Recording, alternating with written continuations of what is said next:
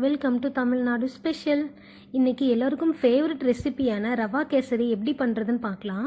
அதோட டிப்ஸும் நான் கூட ஆட் பண்ணியிருக்கேன். ஸோ மறக்காமல் வீடியோ ஃபுல்லாக ஸ்கிப் பண்ணாமல் பாருங்கள்.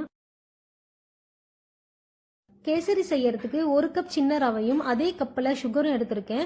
அப்புறம் தேவையான அளவு கேசரி பவுடர், அப்புறம் 10லேருந்து 20 முந்திரி, 10 காஞ்ச திராட்சை, 50 ml அளவு நெய் சேர்த்துருக்கேன். பேன் வச்சுட்டு அது நல்லா சூடானதுக்கு அப்புறமா ஃபஸ்ட்டு 2 ஸ்பூன் நெய் மட்டும் விடலாம்.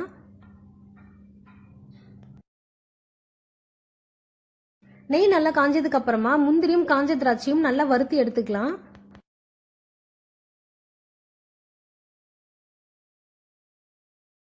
அதே நெய்யில் நம்ம ரவையை கொட்டி ரவையை ஒரு 2லேருந்து 3 நிமிஷம் போல் நல்லா வறுத்து எடுத்துக்கலாம். ரவை நல்லா வறுபட்ட உடனே நம்ம தேவையான அளவு தண்ணி சேர்த்துக்கலாம்.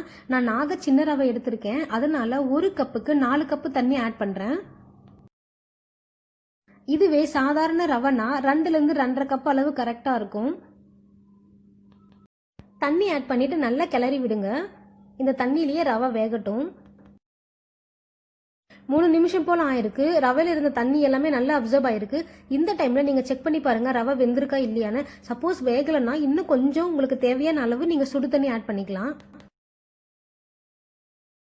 தண்ணீர் எல்லாமே நல்லா அப்சர்வ் ஆனதுக்கு அப்புறமா நம்ம எடுத்து வச்சிருந்த சர்க்கரையை இதில் ஆட் பண்ணிட்டு நல்லா கிளறி விட்டுக்கலாம்.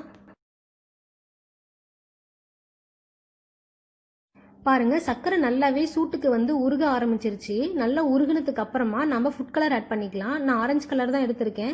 உங்ககிட்ட ஃபுட் கலர் இல்லைனா கூட நீங்கள் குங்குமப்பூ ஆட் பண்ணிக்கலாம். ஃபுட் கலர் ஆட் பண்ணதுக்கு அப்புறமா நல்லா மிக்ஸ் பண்ணி விடுங்க. இப்போ நம்ம இதுக்கு 2 ஸ்பூன் நெய் ஆட் பண்ணிட்டு நல்லா மிக்ஸ் பண்ணி விட்டுக்கலாம்.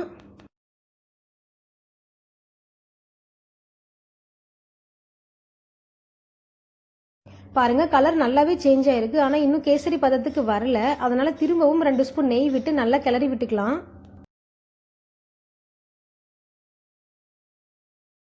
இந்த ரவா கேசரி செய்யறதுக்கு 20லேருந்து 25 நிமிஷம் போல ஆயிருக்கு.